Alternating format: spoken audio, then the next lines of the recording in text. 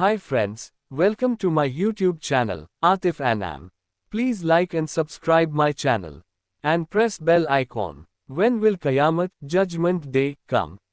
Dear brothers, today I am going to discuss with you some signs of the approaching Qiyamah. In the light of the teachings and prophecies of the Messenger of Allah, Hazrat Muhammad Mustafa, peace be upon him. Some of these signs have already been fulfilled. Some are in the process of being fulfilled. And some will be fulfilled in the future. Hazrat Ali, may Allah be pleased with him, narrates that the Messenger of Allah, peace be upon him, said, "A time will come upon people when only the name of Islam will remain. And only the rituals of the Quran will remain. Their mosques will be adorned with decorations, tiles, chandeliers, fans, etc. But they will be devoid of guidance. Their scholars will be the worst among those under the sky. Fitna, that is, mischief, will emerge from them and return to them. Only the name of Islam will remain. Meaning that only the names of Islamic practices will remain among people. But their essence and reality will be lost. For example, today, the names of Salah, that is prayer, fasting, zakat, and Hajj remain. But their true spirit, essence, and the way they were performed as taught by the Messenger of Allah, peace be upon him, are no longer present. Millions of Muslims are unaware of these practices. The Quran is recited only as a ritual. While the words and divine revelation are present, the understanding of its meanings and the avoidance of what it prohibits are no longer considered by Muslims. Mosques are beautifully decorated with expensive carpets, chandeliers, and luxurious items. But they are empty of guidance. Worldly discussions, backbiting, and slander take place openly in mosques. Imams treat mosques as their homes. Regarding the scholars, it is mentioned that fitna will emerge from them and return to them. This means that the scholars will become corrupt and abandon the path of guidance. As a result, chaos will spread, and the scholars themselves will fall into it. This could also mean that scholars will become worldly, offering rulings based on worldly desires and monetary gains, and thus, their character will be corrupted. Today's scholars are devoid of concern for the hereafter, and have made worldly life the goal of their knowledge. They are obsessed with becoming political leaders, gaining fame, and accumulating wealth. Very few scholars today are engaged in spreading Islam. Otherwise, most scholars are seen promoting nationalism, socialism, and communism in their gatherings.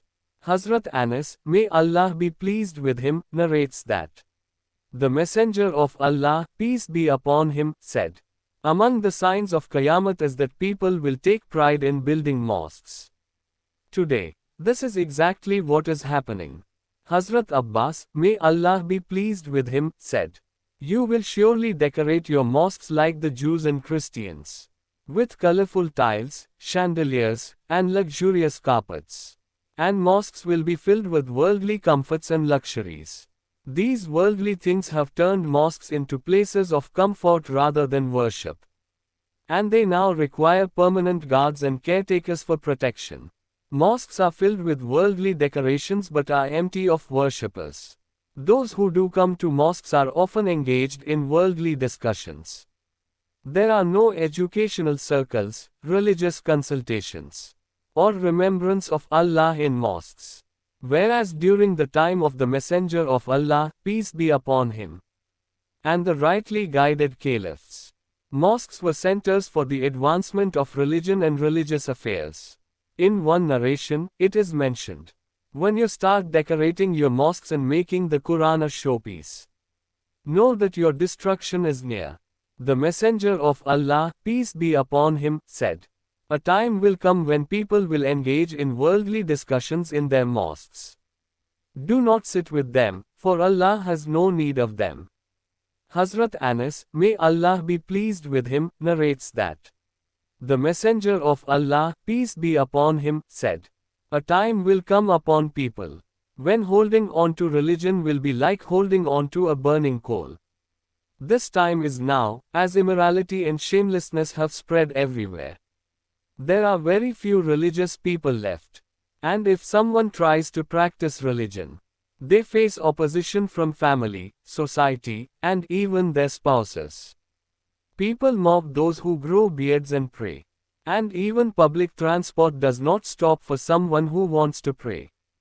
However, if someone faces a worldly loss, everyone is ready to sympathize. Today, practicing religion is like declaring war against the entire world. To develop a love for religion and to gain the strength to stand against immorality, it is essential to participate in religious gatherings and the company of the pious. If one cannot be with the pious, they should at least stay away from the corrupt. The Messenger of Allah, peace be upon him, said, "A time will come when the best possession of a Muslim will be a few goats. And he will flee to the mountains and forests to protect his faith." In another hadith, it is mentioned, "A time will come when fitna will emerge. At that time, sitting will be better than standing. Standing will be better than walking. And walking will be better than running. Whoever looks towards the fitna will be consumed by it. Engaging in worship during times of fitna is equivalent to migrating to me." Hazrat Subhan, may Allah be pleased with him, narrates that the Messenger of Allah, peace be upon him, said, "A time will come when the disbelievers will gather to destroy you, just as people gather around a bowl of food." A companion asked, "Will we be few in number on that day?" The Prophet, peace be upon him, replied, "No, you will be many in number, but you will be like foam on the surface of water. Allah will remove the fear of you from the hearts of your enemies, and will place weakness in your hearts." A companion asked, "What will be the reason for this?" The Prophet, peace be upon him, said, "Love for the world and hatred for death." This prophecy is being fulfilled word for word. And Muslims are witnessing their current state with their own eyes. There was a time when other nations desired to have Muslims as their rulers. But now, non-Muslims do not even want Muslims to live among them. It is impossible for all Muslims to be wiped out at once, as some past nations were. However, there have been times when Muslims, who were once rulers, had to flee for their lives after revolutions, such as in Spain. The reason Muslims are facing humiliation and disgrace today, despite being in large numbers, is explained in the teachings of the Messenger of Allah, peace be upon him. This is happening due to the love of the world and the fear of death. When Muslims did not love the world, and considered death as a means to attain paradise, they were few in number, but ruled over other nations and spread Islam and its teachings. Today, we can change our condition if we follow the example of the early Muslims and consider the world as insignificant, and death as honorable. Otherwise, humiliation will continue to increase. Hazrat Abu Huraira, may Allah be pleased with him, narrates that the Messenger of Allah, peace be upon him, said, "Among the signs of Qiyamah is that knowledge will be taken away. Ignorance will increase. Adultery will become widespread. Alcohol will be consumed excessively. Men will decrease in number. And women will increase to such an extent that there will be 50 women for every man." This hadith is being fulfilled exactly as described, although the number of women has not yet reached that extreme. However, the wars in Europe are likely to fulfill this prophecy soon. Hazrat Anas, may Allah be pleased with him, narrates that the Messenger of Allah, peace be upon him, said, "Qiyamah will not come until time passes quickly. A year will be like a month. A month will be like a week. A week will be like a day. A day will be like an hour. And an hour will pass like the flicker of a flame." Brothers and sisters, among the signs of Qiyamah is that interest will become widespread, and people will not distinguish between halal and haram. Hazrat Abu Huraira, may Allah be pleased with him, narrates that the Messenger of Allah, peace be upon him, said, "A time will come upon people when they will not care whether their wealth is earned through halal or haram means. Some people say that halal is not available these days. But this is a deception of the soul. The truth is that halal is available. But it requires effort and sacrifice, which the soul is unwilling to make. Those who fear Allah and follow His commands will avoid haram and strive for halal. Even if it means facing difficulties in this world. The hardships of this world are temporary. But the punishment of the hereafter is eternal.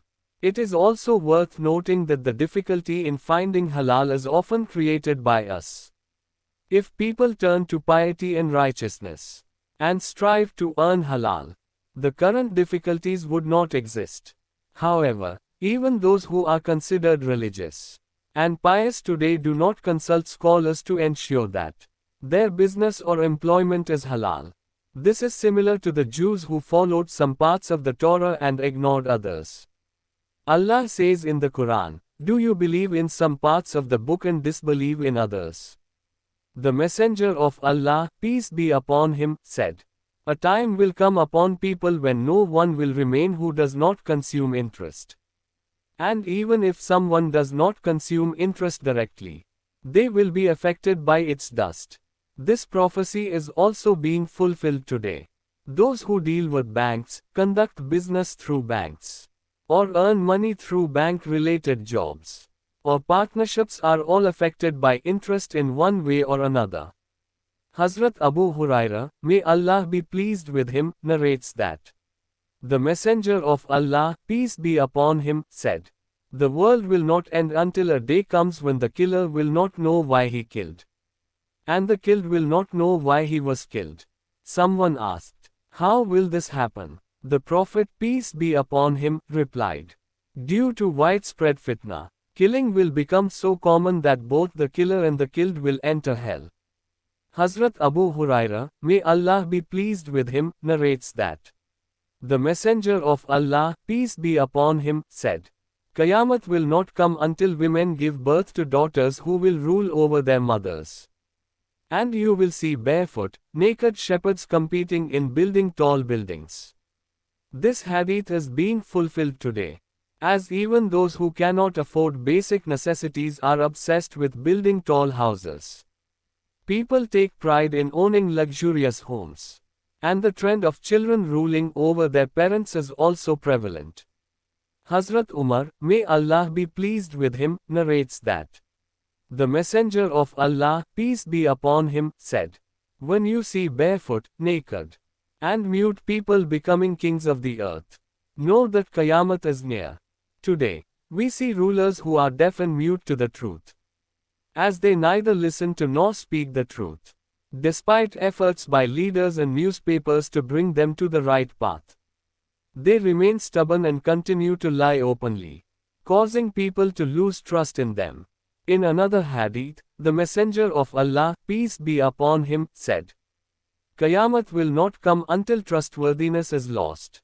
A companion asked, "How will trustworthiness be lost?" The Prophet, peace be upon him, replied, "When positions of authority are given to those who are not qualified, then wait for Qayamat." This hadith indicates that unqualified and immoral people will hold high positions. And this is evident today. The Messenger of Allah, peace be upon him, also said, "Qayamat will not come until the majority of the world is ruled by the most wicked people, whose fathers were also wicked." This prophecy is also being fulfilled, as there are very few people with good character left in the world. The Messenger of Allah, peace be upon him, said, "People will continue to perish, and only the worthless will remain, like the husk of dates or the stalk of wheat. Allah will not care about them." The Prophet, peace be upon him, also said, "My Lord has sent me as a mercy and guide for all worlds. And He has commanded me to destroy musical instruments, idols, crosses, and the practices of ignorance." Today, music and entertainment have become a major part of life. And the standards of life have changed to such an extent that religious and God-fearing people are not considered suitable for marriage. Instead, people prefer dancers and actors as spouses. Hazrat Abu Huraira, may Allah be pleased with him, narrates that the Messenger of Allah, peace be upon him, said, "Two groups will emerge whom I have not seen. One will carry whips and beat people, and the other will be women who are dressed but naked, attracting men and being attracted to them. Their heads will be like the humps of camels. They will not enter paradise nor smell its fragrance, even though its fragrance can be smelled from a great distance." The first group refers to oppressive rulers who will unjustly punish people. And the second group refers to women, who will dress in such a way that they appear naked, attracting men and being attracted to them. This is evident today, as women wear tight and revealing clothes, and the fashion industry promotes immodesty. Such women will not enter paradise. And Islamic law prohibits not only adultery but also anything that leads to it. The Messenger of Allah, peace be upon him, said, "If a woman wears perfume and passes by men to attract their attention, it is considered adultery." Brothers and sisters, the occurrence of certain events as signs of Qiyamah does not mean that Qiyamah is imminent. It only means that these events must occur before Qiyamah. The Messenger of Allah, peace be upon him, mentioned many events that must occur before Qiyamah, and I will now mention some of them. The Messenger of Allah, peace be upon him, said, "You will make peace with the disbeliever, and together you will fight against another disbeliever group. You will be victorious, gain spoils, and return safely. You will camp in a field with many trees. A disbeliever will raise a cross and say, 'The cross has given us victory.' A Muslim will become angry, break the cross, and the disbeliever will break the peace and prepare to fight the Muslims. The Muslims will also prepare for battle, and their king will be martyred. The disbeliever will gain control over Syria, and the Muslims will retreat to Medina. The Muslims will then seek Hazrat Imam Mahdi, peace be upon him, who will be in Medina but will flee to Makkah to avoid leadership. The people of Makkah will recognize him and force him to accept the caliphate. Hazrat Imam Mahdi, peace be upon him, will lead the Muslims in battle against the disbeliever and will be victorious. After this, Hazrat Imam Mahdi, peace be upon him, will establish Islamic rule and send armies to various regions. He will then prepare to conquer Constantinople.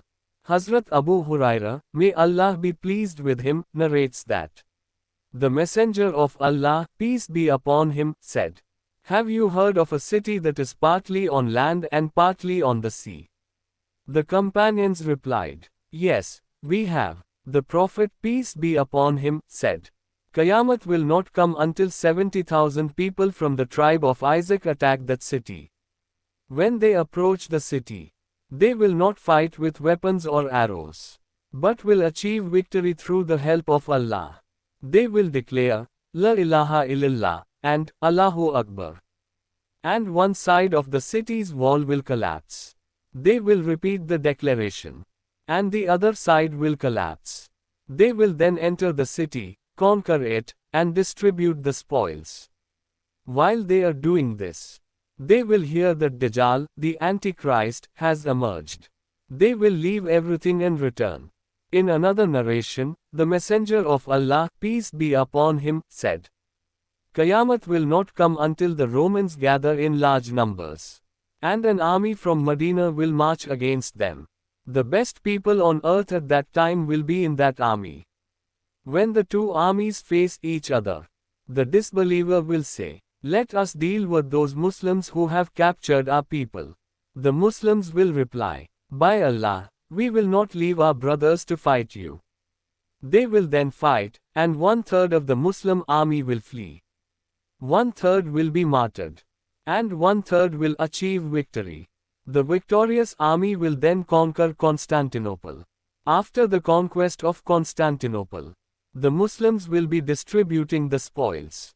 When they will hear that Dajjal has emerged, they will leave everything and return. When they reach Syria, Dajjal will appear.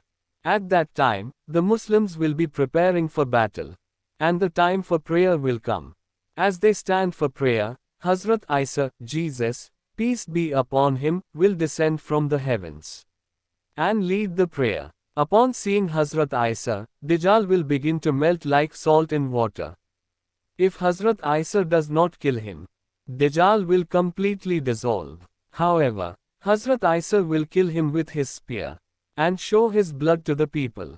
Hazrat Aisha, may Allah be pleased with her, narrates that the Messenger of Allah, peace be upon him, said, Dajjal will emerge, and with him will be water and fire.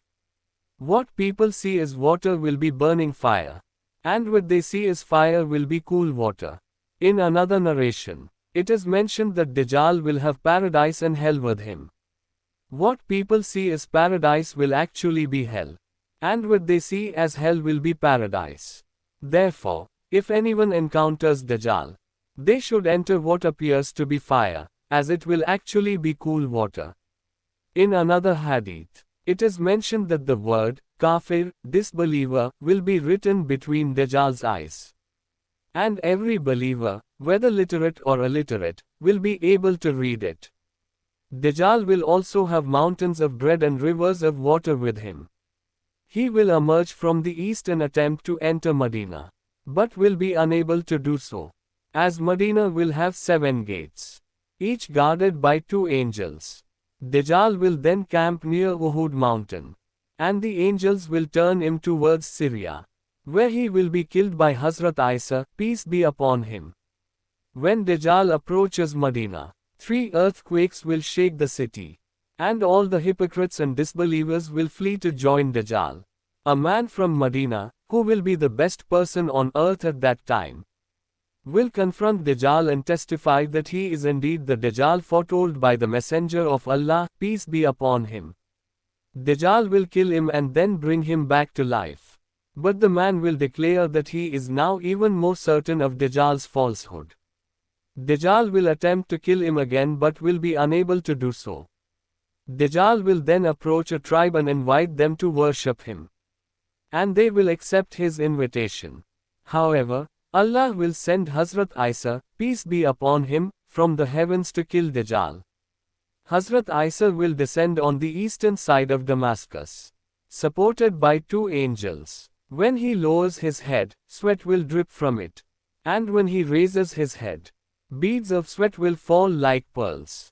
The breath of Hazrat Isa will reach as far as his sight, and any disbeliever who smells his breath will die. Hazrat Isa will search for Dajjal and kill him, then go to the people who were saved from Dajjal's fitna and wipe their faces, informing them of their ranks in paradise. After the death of Dajjal, Hazrat Isa, peace be upon him, will receive revelation from Allah that Gog and Magog have been released, and no one has the power to fight them. Allah will command Hazrat Isa to take the believers to Mount Tur for protection. Hazrat Isa will take the believers to Mount Tur, and Allah will send Gog and Magog, who will spread corruption on earth. Hazrat Isa and his companions will pray to Allah for their destruction, and Allah will send a disease that will kill all of Gog and Magog. After this, Hazrat Isa and his companions will live in peace and prosperity, and Allah's great favor and mercy will be upon them. Muslims will be living a life of comfort and blessings, and the day of judgment will come very close, since the day of judgment will be established upon the disbelievers. Allah will suddenly send a pleasant breeze that will pass under the armpits of Muslims, taking the soul of every believer and Muslim. The worst of people will remain, who will engage in shameless acts with women in public, like donkeys. The day of judgment will come upon them. Brothers in Islam, after Hazrat Isa, peace be upon him, ignorance and irreligion will continue to increase until there will be no one left on earth who says, Allah, Allah. Only the worst of people will remain, and the day of judgment will be established upon them. During this time, the remaining signs of the day of judgment will also appear, as mentioned in the hadith. For example, Hazrat Hadafa, may Allah be pleased with him, narrated that the Prophet Muhammad, peace be upon him, said, The day of judgment will not occur until you see 10 signs. The smoke, the Dajjal, Antichrist, the beast of the earth, the rising of the sun from the west, the descent of Hazrat Isa, peace be upon him, the emergence of Yajuj and Majuj, Gog and Magog, 3 landslides. One in the east, one in the west, and one in Arabia. And finally, a fire that will emerge from Yemen, driving people to the place of gathering. In another narration, the 10th sign is mentioned as a wind that will throw people into the sea. Among these 10 signs, the Dajjal, Yajuj and Majuj, and the descent of Hazrat Isa, peace be upon him, have already been described. The remaining signs include the smoke. The Prophet Muhammad, peace be upon him, said, "There will be smoke that will fill the space between the east and the west and will remain for 40 days. The believers will experience it like a cold, while the disbelievers will be rendered unconscious." Another sign of the Day of Judgment is the emergence of the beast of the earth. This beast will emerge from the ground and mark the foreheads of the believers with light, while it will mark the noses or necks of the disbelievers with a black seal. The Quran mentions this beast in the verse, "And when the word of punishment is fulfilled against them, we will bring out for them a creature from the earth, speaking to them, that the people did not believe with certainty in our signs." Quran 27:82. According to Hazrat Shah Sahib, on the day the sun rises from the west and sets again, the Safa mountain near Mecca will split open due to an earthquake, and a strange creature will emerge. Its face will resemble that of a human, its feet like those of a camel, its neck like that of a horse, its tail like that of a cow, and its hooves like those of a deer. It will have 12 horns, hands like those of a monkey, and it will speak eloquently to people. In one hand, it will hold the staff of Hazrat Musa, peace be upon him, and in the other, the ring of Hazrat Suleiman, peace be upon him. It will travel so swiftly across the lands that no one will be able to escape it. It will mark every person, drawing a line on the forehead of every believer with the staff of Hazrat Musa, peace be upon him, illuminating their faces, and marking the noses or necks of the disbelievers with the ring of Hazrat Suleiman, peace be upon him, blackening their faces. This will clearly distinguish the believers from the disbelievers, even if they are sitting together at the same table.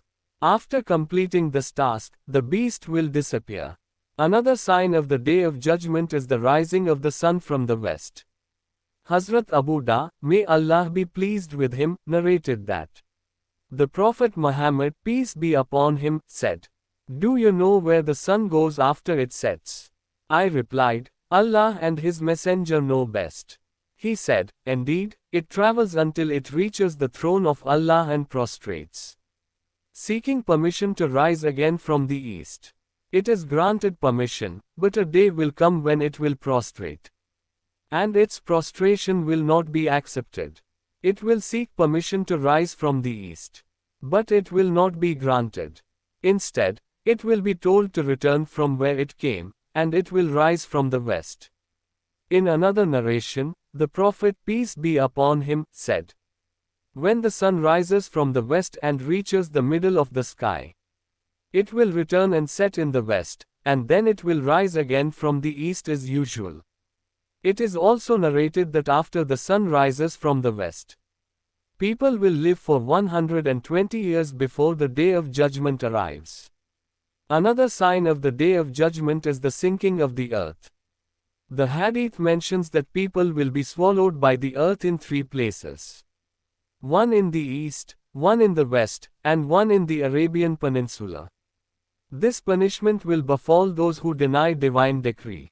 Hazrat Abdullah bin Umar, may Allah be pleased with him, narrated that the Prophet Muhammad, peace be upon him, said, "In this ummah, people will be swallowed by the earth, and their faces will be transformed. This will happen to those who deny divine decree." The emergence of fire from Yemen is also a sign of the Day of Judgment. A fire will emerge from Yemen, driving people to the place of gathering. During those days, there will be no one left on earth who says, Allah, Allah. The land of Sham, Syria, will be peaceful. And food will be abundant. Merchants, craftsmen, and capitalists will all load their belongings and head towards Sham. Those who had migrated to other lands will also return and settle in Sham. Shortly after, a great fire will appear, driving people towards Sham. After this, the fire will disappear. Sometime later, people will return to their homelands. And others will come back from different lands. But Sham will remain fully populated. This will be the very last sign before the Day of Judgment, which will occur 3 or 4 years after this event.